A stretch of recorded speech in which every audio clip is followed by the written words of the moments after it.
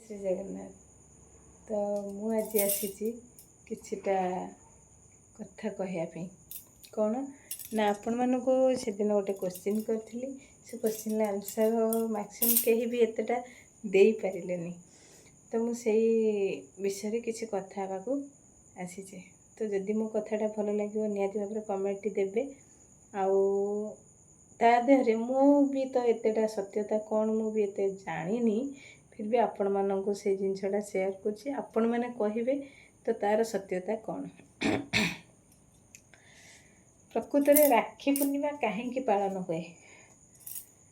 ତ କାହିଁକି ପାଳନ ହୁଏ ନା, ଆମର ଯେତେବେଳେ ଦ୍ରୌପଦୀ ଆସିକି ଶ୍ରୀକୃଷ୍ଣଙ୍କୁ ରାକ୍ଷୀ ବାନ୍ଧିଥିଲେ, ଶ୍ରୀକୃଷ୍ଣ କ'ଣ ତାଙ୍କର ନିଜ ଭାଇ ଥିଲେ କି? ନିଜ ଭାଇ ନଥିଲେ ନା। ତ ସେ ଯେତେବେଳେ ଆମର ଭଗବାନ ଶ୍ରୀକୃଷ୍ଣଙ୍କଠି ଦ୍ରୌପଦୀ ରାକ୍ଷୀ ବାନ୍ଧିଥିଲେ। ଦ୍ରୌପଦୀ ଯେତେବେଳେ ରାକ୍ଷୀ ବାନ୍ଧିଲେ, ସେତେବେଳେ ଯେଉଁ ସମୟରେ ସେ ବଚନ ଦେଲେ କ'ଣ ନା, ମୁଁ ତୁମକୁ ସବୁବେଳେ ତୁମକୁ ସାହାଯ୍ୟ କରିବି। ସାହାଯ୍ୟର ଅର୍ଥ ନୁହେଁ କି ମାନେ ସାହାଯ୍ୟର ଅର୍ଥ ନୁହେଁ କି ଯେଉଁ କିଛି ଟଙ୍କା ଦେବା କି କିଛି ଗିଫ୍ଟ ଦେବା, ସେୟା ନୁହଁ। ତ ଯେତେବେଳେ ଦ୍ରୌପଦୀଙ୍କର ବସ୍ତ୍ରହରଣ ହେଲା, ସେ ସେଥିପାଇଁ ସେତେବେଳେ ଶ୍ରୀକୃଷ୍ଣ କୋଟି ବସ୍ତ୍ର ତାଙ୍କୁ ଦେଇଥିଲେ। କାହିଁକି ନା ସିଏ ତାଙ୍କୁ ଭାଇ କରିଥିଲା। ଶ୍ରୀକୃଷ୍ଣ ଦ୍ରୌପଦୀର ନିଜ ଭାଇ ନଥିଲେ ହେଲା। ଏଇଟା ମୁଁ ଆକ୍ଚୁଆଲି ଜାଣିନଥିଲି, ମୁଁ ପରେ ଜାଣିଲି। କାହିଁକି ନା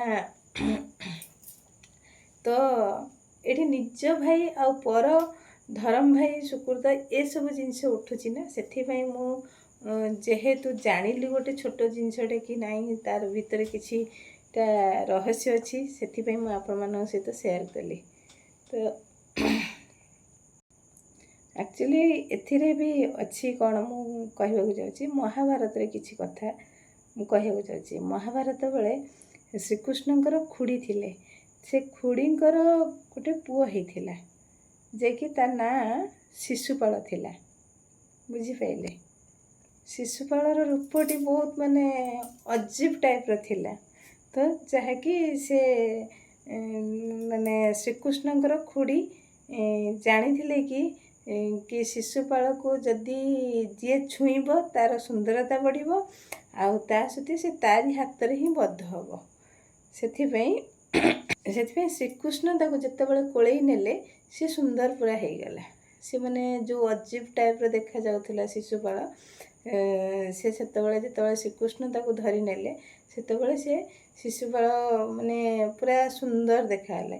ସେତେବେଳେ କି ସିଏ ତାଙ୍କ ମାନେ ଶ୍ରୀକୃଷ୍ଣଙ୍କର ଖୁଡ଼ି ଯିଏ ଶ୍ରୀକୃଷ୍ଣଙ୍କୁ ଅନୁରୋଧ କରିଥିଲା କି ବାବାରେ ମୋ ପୁଅକୁ ତୁ କେବେ ମାରିବୁନୁ ହେଲା।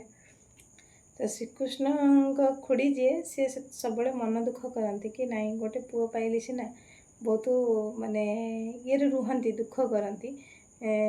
ସେଥିପାଇଁ ଯେତେବେଳେ ଶ୍ରୀକୃଷ୍ଣ କହିଲେ କ'ଣ, ନାଇଁ ଠିକ୍ ଅଛି ଖୁଡ଼ି, ମୁଁ ସେ ପର୍ଯ୍ୟନ୍ତ ତାକୁ କ୍ଷମା କରିବି। କେଉଁ ପର୍ଯ୍ୟନ୍ତ ନା, 100ଟା ଭୁଲର ତା'ର କ୍ଷମା କରିବି। 100 ଉପରକୁ ଯଦି ତା'ର ଭୁଲ ହେଲା ତ ମୁଁ ତାକୁ କ୍ଷମା ଦେବିନି ହେଲା। ଶିଶୁପାଳ ଯେତେବେଳେ ବଡ଼ ହେଇକି ରାଜା ହେଲେ, ସେତେବେଳେ ସେ ପ୍ରଜାଙ୍କ ଉପରେ ବହୁତ ଅନ୍ୟାୟ କଲେ। ଯେତେବେଳେ ବହୁତ ଅନ୍ୟାୟ କଲେ, ଶ୍ରୀକୃଷ୍ଣ ସେତେବେଳେ ଦେଖିକି ଆଉ ସହିପାରିଲେନି। ମାନେ ଦ୍ରୌପଦୀର ରାକ୍ଷୀ ବାନ୍ଧିବାର ମୁଖ୍ୟ କାରଣ କ'ଣ ମୁଁ ଆପଣଙ୍କୁ ଜଣାଉଛି। ଯେତେବେଳେ ସହି ନ ପାରିଲେ, ସେତେବେଳେ ଶ୍ରୀକୃଷ୍ଣ ଆସିକି ସେଠୁ ସିଏ ମାନେ ଶିଶୁପାଳ ଗୋଟେ ପରେ ଗୋଟେ ଭୁଲ କରୁଥାଏ। ଶ୍ରୀକୃଷ୍ଣ ତାଙ୍କର ମୟୂରଚୂଳରୁ ଗୋଟେ ପରେ ଗୋଟେ କାଢ଼ି ଚାଲିଯାଆନ୍ତି। ଯେତେବେଳେ କି ତାର 100 ଭୁଲ ସମ୍ପୂର୍ଣ୍ଣ ହେଇଗଲା, 100 ଉପରେ ଯେତେବେଳେ ହେଲା, ସେତେବେଳେ ସେ ତାଙ୍କ ଚକ୍ର ଛାଡ଼ିଲେ। ଯେତେବେଳେ ଚକ୍ର ଛାଡ଼ିଲେ ଶିଶୁପାଳ ପାଖକୁ, ଶିଶୁପାଳକୁ ବଦ୍ଧ କଲା ପରେ ସେ ଚକ୍ରଟି ଫେରି ଆସିଲା ପରେ ତାଙ୍କ ଆଙ୍ଗୁଠିରେ ମାନେ ଶ୍ରୀକୃଷ୍ଣଙ୍କ ଆଙ୍ଗୁଠିରେ ବାଜିକି ଆଙ୍ଗୁଠି କଟି ଯାଇଥିଲା। ସେତେବେଳେ ଦ୍ରୌପଦୀ ଆସିକି ନିଜ ଶାଢ଼ୀ କାନିରୁ ମାନେ କାଟିକି ସିଏ ଭିଡ଼ିଥିଲେ ତାଙ୍କ ଆଙ୍ଗୁଠିରୁ ବ୍ଲଡ଼ ବନ୍ଦ ହେବ ବୋଲି, ସେଥିପାଇଁ ଆଙ୍ଗୁଠିରେ ସେ କପଡ଼ାଟାକୁ ଭିଡ଼ିଥିଲେ। ସେଇଠି ଶ୍ରୀକୃଷ୍ଣ ତାଙ୍କୁ ବଚନ ଦେଇଥିଲେ କି ଧନ୍ୟବାଦ ଭଉଣୀ, ତମର ଏ ଋଣ ମୁଁ ନିଶ୍ଚିତ ସୁଝିଦେବି। ତ କେମିତି ସୁଝିବେ ସେଇଟା ଆପଣମାନଙ୍କୁ ତ କହିଛି, ତ ଆଉ ଥରେ ସେଇଟା ରିପିଟ୍ କରୁଛି। ସେ ଯେତେବେଳେ କହିଲେ, ଶ୍ରୀକୃଷ୍ଣ କହିଲେ କି ଭାଇ ହିସାବରେ ମୁଁ ତୁମକୁ ସୁରକ୍ଷା ଦେବି, ତ ସିଏ ନିଜ ଭାଇ ନୁହଁ, ଭାଇ ହିସାବରେ ସୁରକ୍ଷା ଦେବେ। ତ ଏଇଟା ହୁଏତ ଆପଣମାନେ ଆଜିକାଲି ଡେଟ୍ରେ କହୁଛନ୍ତି ଧରମ ଭାଇ, କିନ୍ତୁ ମୋ ହିସାବରେ ଯିଏ ସୁରକ୍ଷା ଦେଲା ସିଏ ହେଉଛି ପ୍ରକୃତ ଭାଇ। ଠିକ୍ ଅଛି। ମାନେ ଆକ୍ଚୁଆଲି ମୋ ନିଜକୁ ବି ନିଜେ ମାନେ ବହୁତ କଷ୍ଟ ହେଉଥିଲା ବେଳେବେଳେ ଆପଣମାନଙ୍କର କଥାଟା, କି ଧରମ ଭାଇ କରୁଛୁ, ଧରମ ଭାଇ କରିକି ମାନେ ଖରାପ କାମ କରୁଛୁ। ନାଇଁ, ଆମେ ଯଦି ପବିତ୍ର ମନରେ, ଶୌଚ ମନରେ ଜଣକୁ ଭାଇ ବୋଲି ସ୍ୱୀକାର କଲେ, ସିଏ ହେଉଛି ସତରେ ପ୍ରକୃତରେ ସିଏ ଆମର ଭାଇ।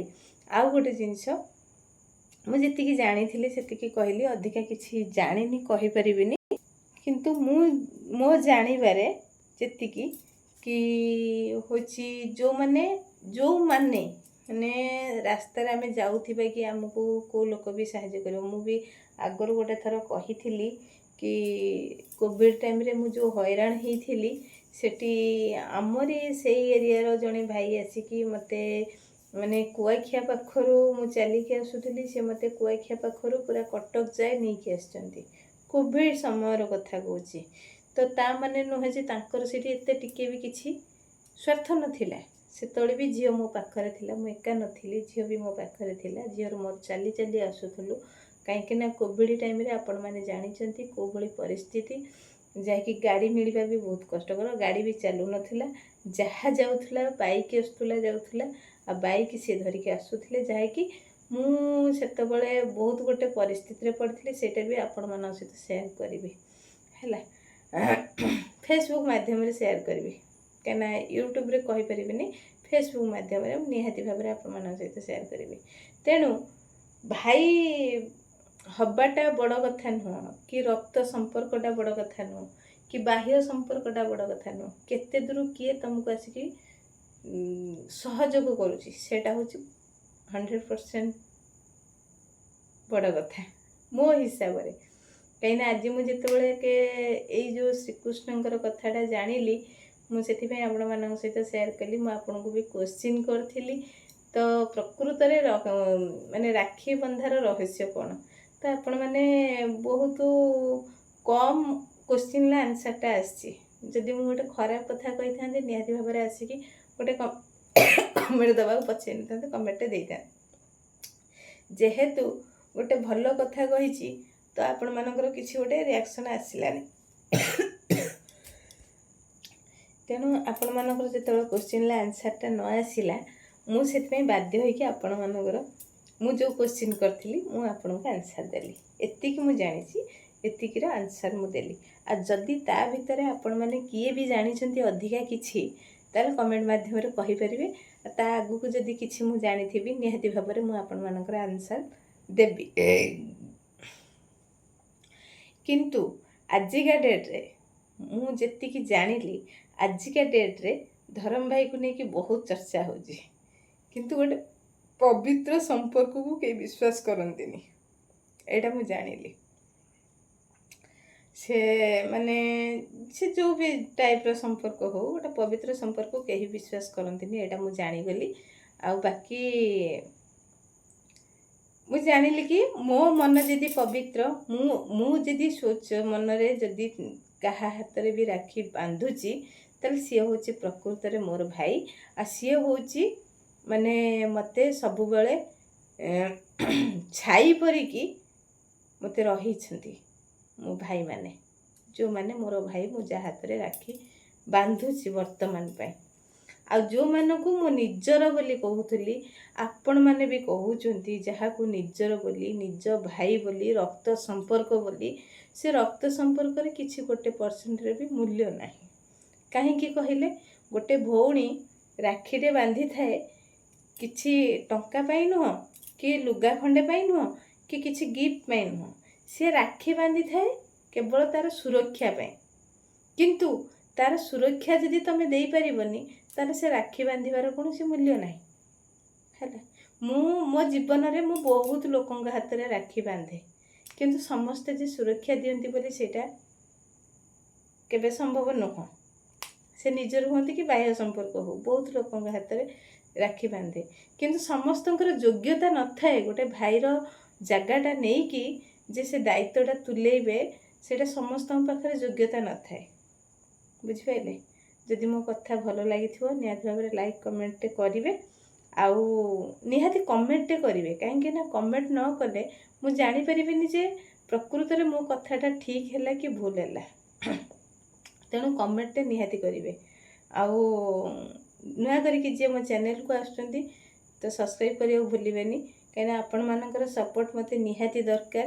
ଆଉ ଆପଣମାନଙ୍କର ସପୋର୍ଟ ବିନା ମୁଁ ଆଗକୁ କଦାପି ଯାଇପାରିବିନି ହେଲା। ରହୁଛି। ଜୟ ଶ୍ରୀ ଜଗନ୍ନାଥ।